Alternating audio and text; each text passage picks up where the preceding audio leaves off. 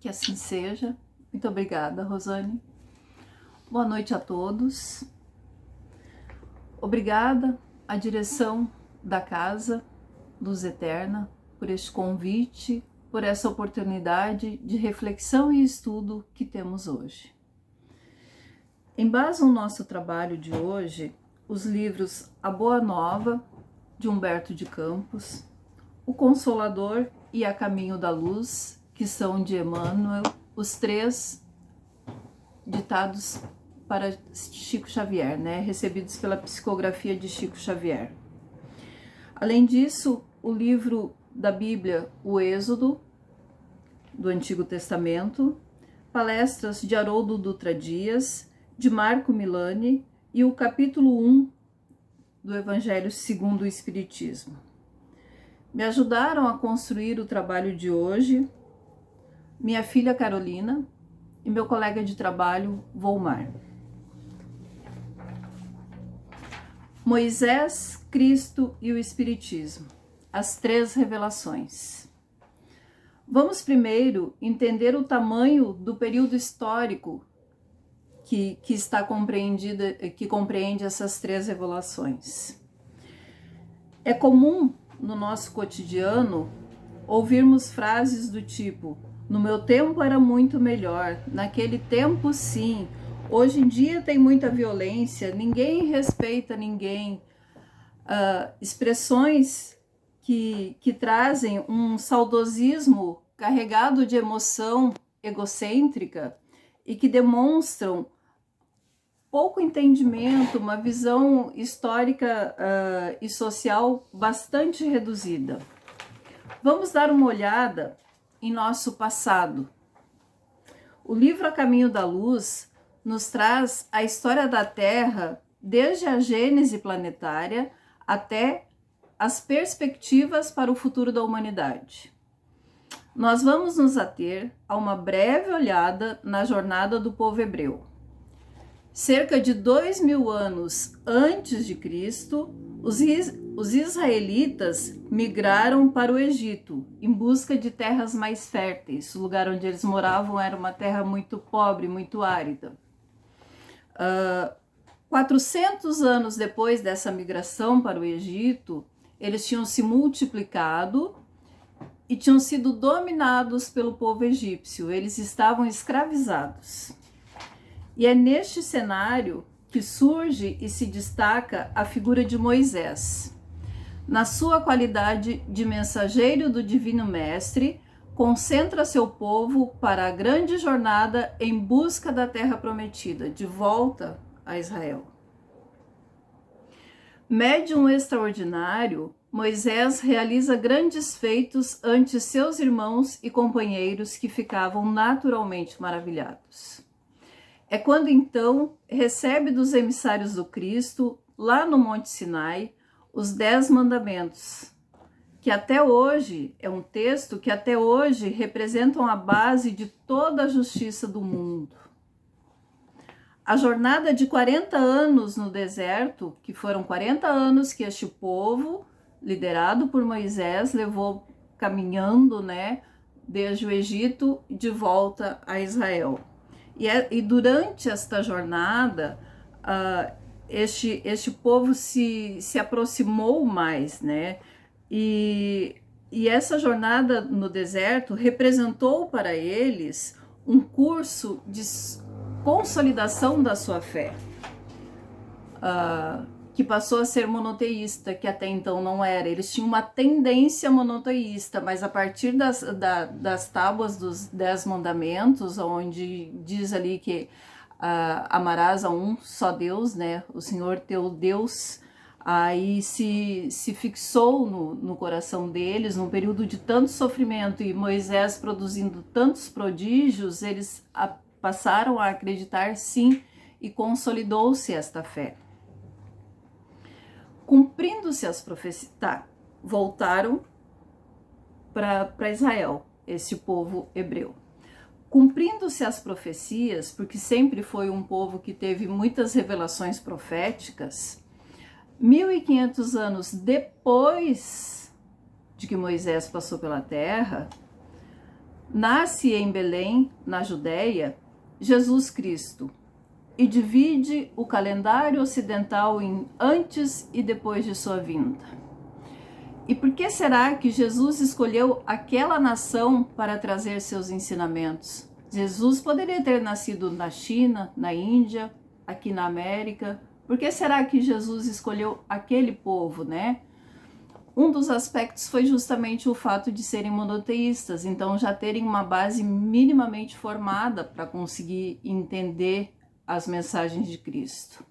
Além disso, de todos os povos de então, sendo Israel o mais crente, porque como eles tinham essa fé muito consolidada em virtude dos sofrimentos que haviam passado, era também o mais necessitado devido à sua vaidade e orgulho.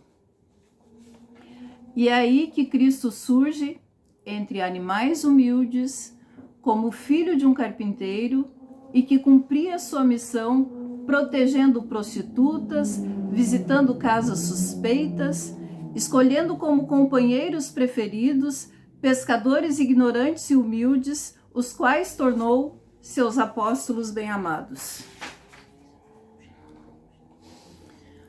O livro A Boa Nova nos traz, em seu 3º capítulo, interessante diálogo entre Jesus e um sacerdote, que queria saber o que aquele galileu fazia em Jerusalém. Esta passagem se dá, na verdade, antes de Jesus começar as suas pregações. Muito bonita essa passagem. E aí o sacerdote pergunta a Jesus: o que fazes aqui em Jerusalém? Jesus responde: passo por Jerusalém buscando a fundação do reino de Deus. Fundação do reino de Deus? O sacerdote perguntou: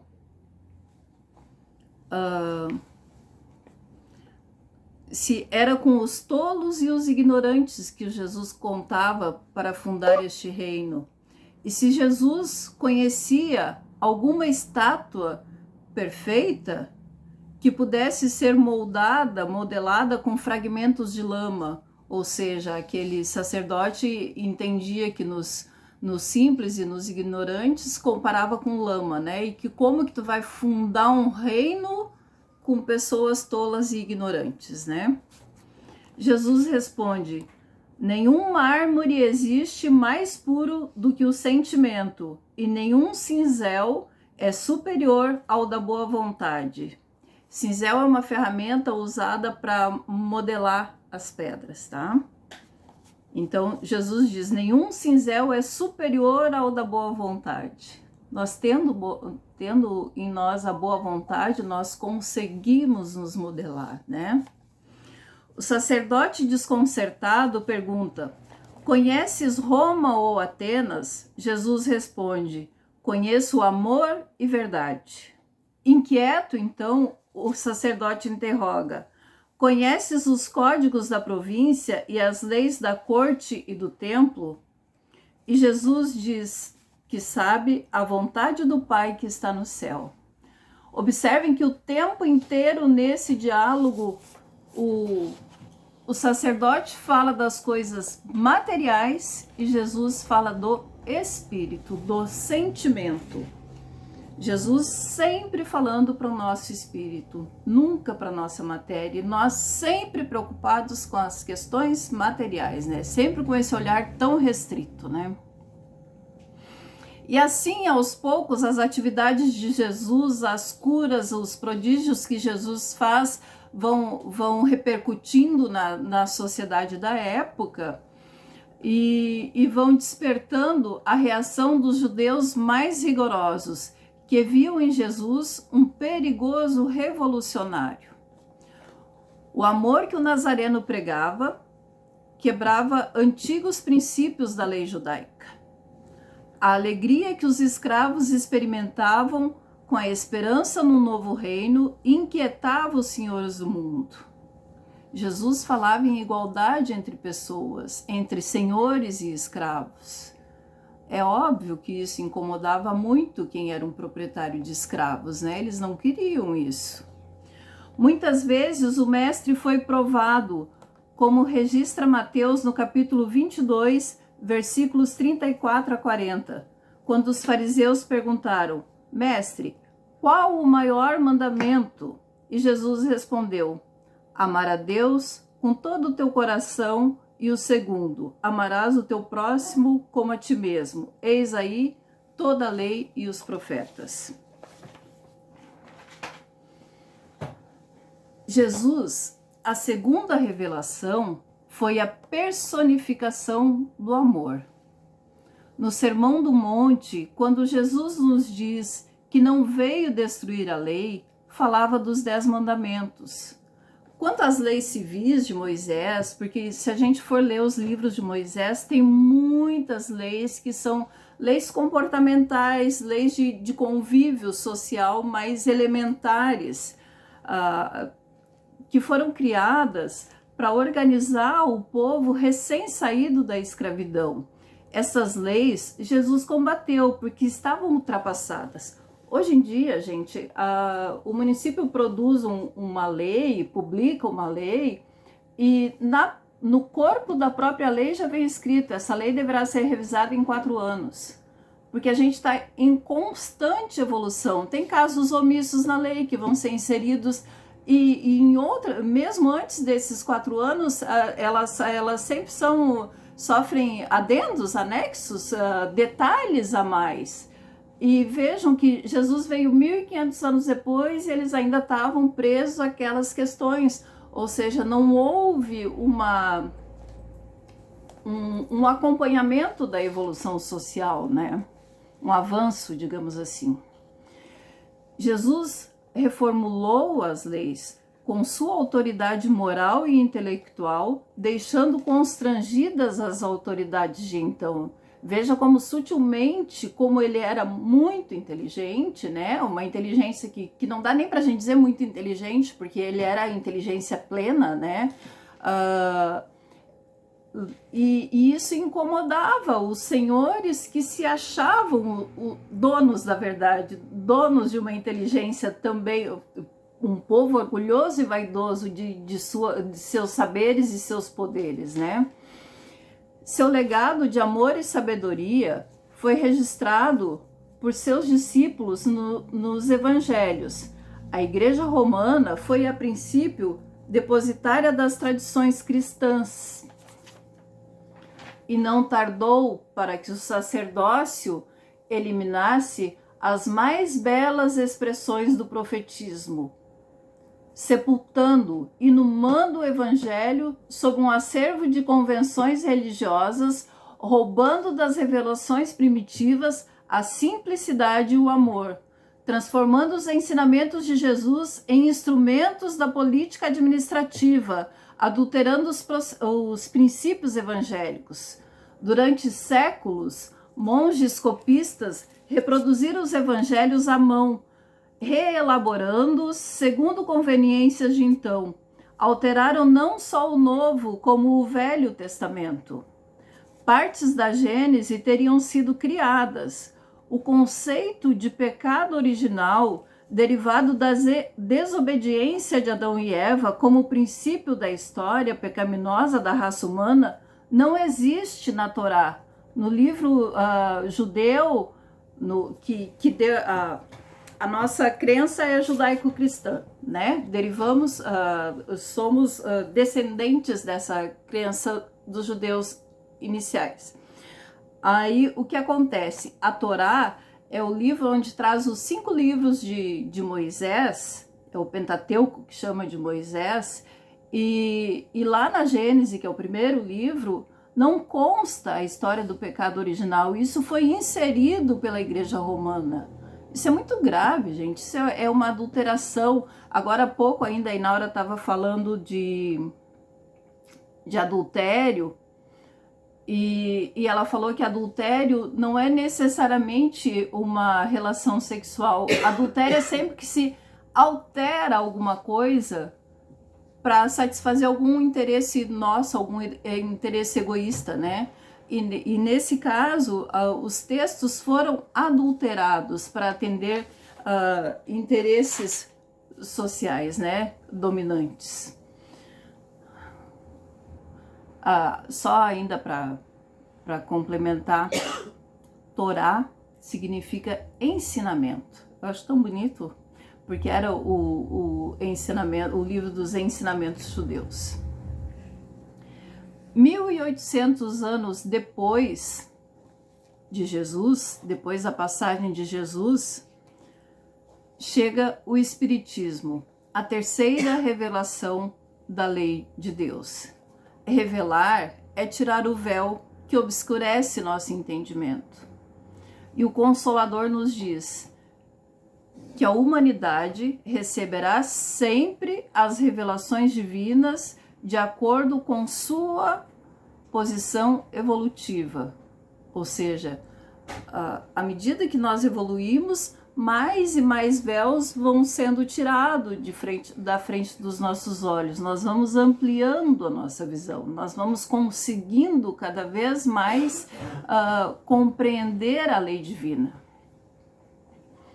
A propósito, como está a nossa sociedade, em termos de evolução?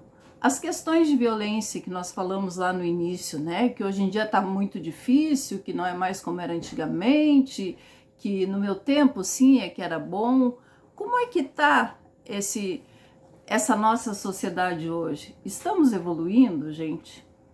Conversando com meu colega de trabalho, que é estudante de geografia, ele me disse que o sociólogo Derek Parfit e o psicólogo Steven Pinker nos dizem que os números da violência, que tanto nos impressionam hoje em dia, diminuem drasticamente ao longo da história. Se considerarmos números relativos, ou seja, os percentuais, né? Digamos que antigamente a população se matava mutuamente 50% e hoje em dia é 5%, entende?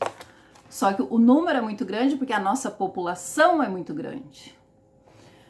Principalmente a partir do final da Idade Média, observa-se que decaiu o ato do ser humano exterminar seus semelhantes.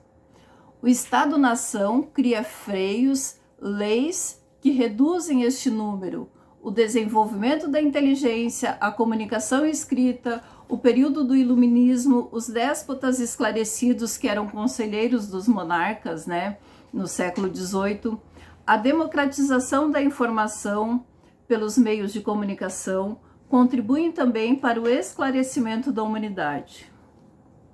E tudo isso vai nos ajudando a evoluir, né, a nos melhorar como pessoa. Outra questão bem curiosa que esse meu colega traz, ele trabalhou muito tempo na vigilância sanitária do município. E aí ele disse que num dos cursos que ele fez, a questão sanitária sempre foi muito presente nas sociedades, né? Porque é uma questão de preservação de nossas vidas por contágio, por contaminações e tal. E aí ele conta uma coisa bastante interessante que eu achei e quis trazer para vocês, assim, que caracteriza bem um contraste do que eram as nossas vidas antigamente.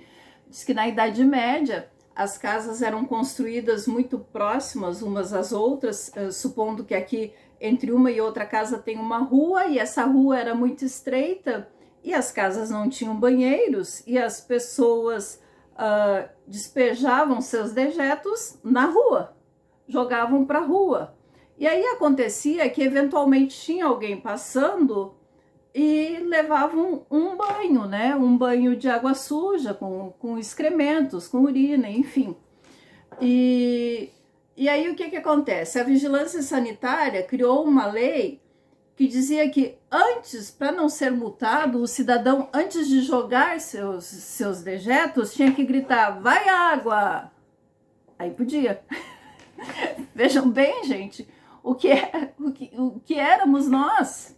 Isso em cidades organizadas.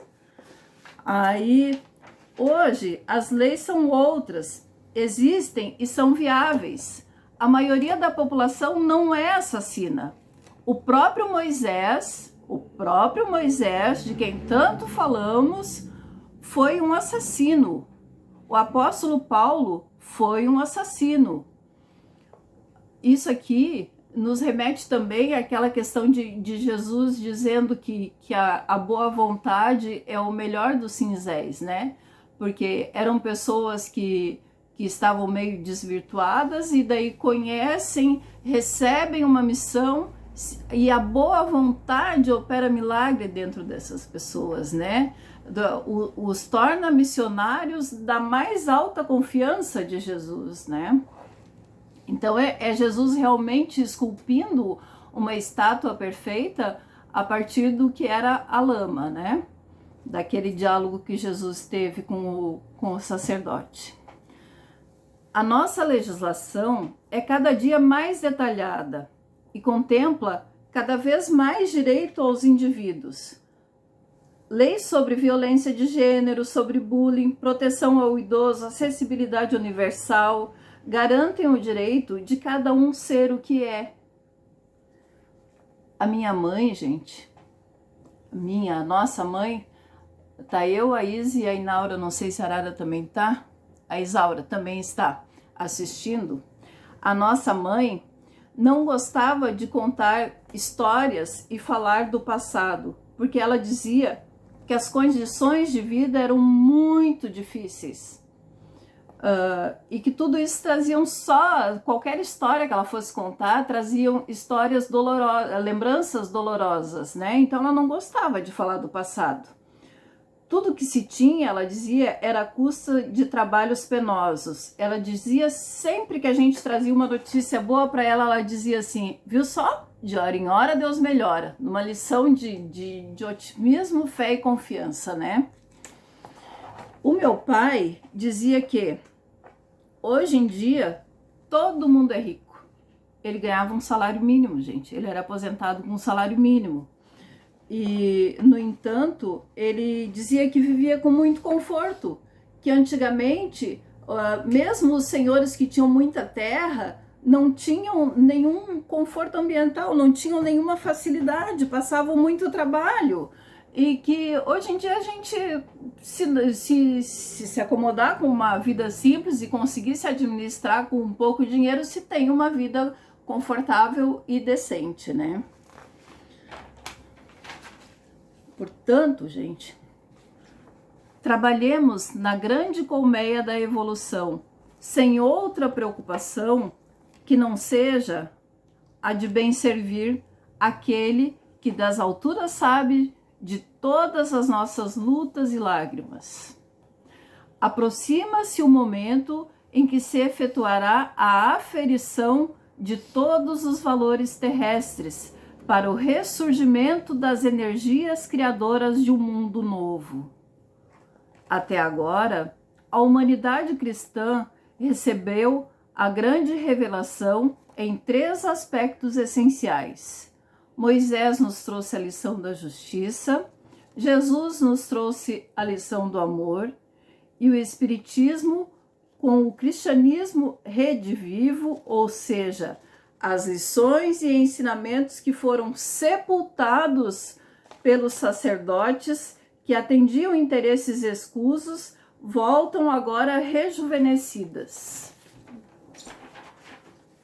E aí, eu gosto sempre, tinha um apresentador da TVE, o Glênio Fagundes, que sempre dizia que quando os cientistas chegarem no topo do saber, vão encontrar os poetas numa fraterna roda de Marte. Ou seja, que os poetas sempre conseguem nos trazer as informações com uma profundidade, um conhecimento que deve ser através de inspiração divina, né? E o Belchior, aquele cantor, compôs uma música da qual eu vou citar apenas um trecho. E vocês vão de entender que tem tudo a ver com o que foi falado aqui, né? Você não sente e não vê, mas eu não posso deixar de dizer, meu amigo, que uma nova mudança em breve vai acontecer. O que há algum tempo era novo, jovem, hoje é antigo. E precisamos todos rejuvenescer. É nós que precisamos rejuvenescer. É para nós a lição do cristianismo, dessas mensagens redivivas, rejuvenescidas, ressuscitar dentro de nós as lições do Cristo. Precisamos ampliar nossa visão de mundo, aprofundar nossos conhecimentos, renovar nosso entendimento da vida. A lição de Allan Kardec é: espíritas, amai-vos e instruí-vos. Precisamos sim nos instruir, precisamos nos esclarecer e nos amar. Seguindo a música, diz assim: no presente, a mente e o corpo é diferente. Ao longo das nossas encarnações, a nossa mente vai se ampliando, o nosso entendimento vai se ampliando, o nosso corpo também muda. Talvez na encarnação passada eu tenha sido um homem, talvez eu tenha sido baixinha, cabelo liso, não sei. A mente e o corpo é diferente no presente. E o passado é uma roupa que não nos serve mais. Essa era a nossa mensagem da noite de hoje, que possamos olhar para frente, ser gratos pelo nosso passado, pelo legado, por tudo que tivemos oportunidade já de aprender. E eu combinei com a Rosane, eu pedi para ela para eu fazer a oração final, porque era uma oração que a minha mãe fazia e que tem tudo a ver com o que nós falamos hoje. Espero conseguir dizer, só vou tomar um gole de água antes.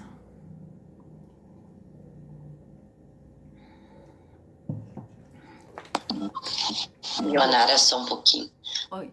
Normalmente é 35 minutos, daí se tu quiser falar mais um pouquinho também, daí fica à vontade. Que é 9h30 agora, né? Tá. Eu não me dei conta quando eu me preparei, Rosane, eu me preparei para 30. Daí realmente eu já... Não tem problema também. Tá. Só falei porque talvez tu quisesse falar mais alguma coisa e como eu não avisei, né? Era para ter avisado no início. Tá bom, desculpa. Não, mas obrigada, capaz, tranquilo.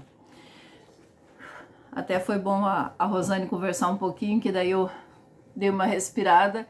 E aí agora eu vou, então, encerrar com essa oração que a mãe dizia. É uma oração de Leon Denis. Ó bom Deus, bom Pai, fonte de todo poder, toda sabedoria e de todo amor. Espírito Supremo, cujo nome é luz, nós te oferecemos nossos louvores e nossas aspirações.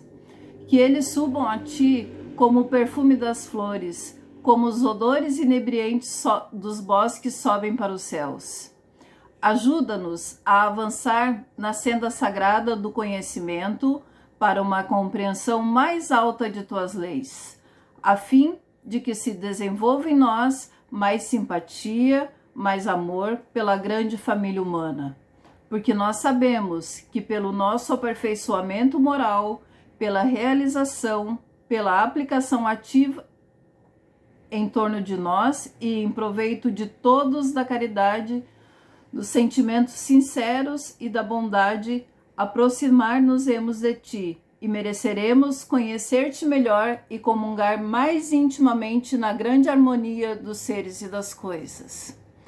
Ajuda-nos a desprender dos excessos da vida material, a compreender, a sentir o que é a vida superior à vida infinita. Dissipa a obscuridade que nos envolve, depõe em nossa alma uma centelha desse fogo divino que aquece e abrasa os espíritos das esferas celestes, que a tua doce luz e com ela os sentimentos de caridade e de paz se derramem sobre todos os seres, e que assim seja.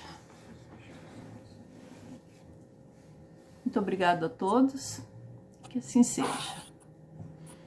Assim seja.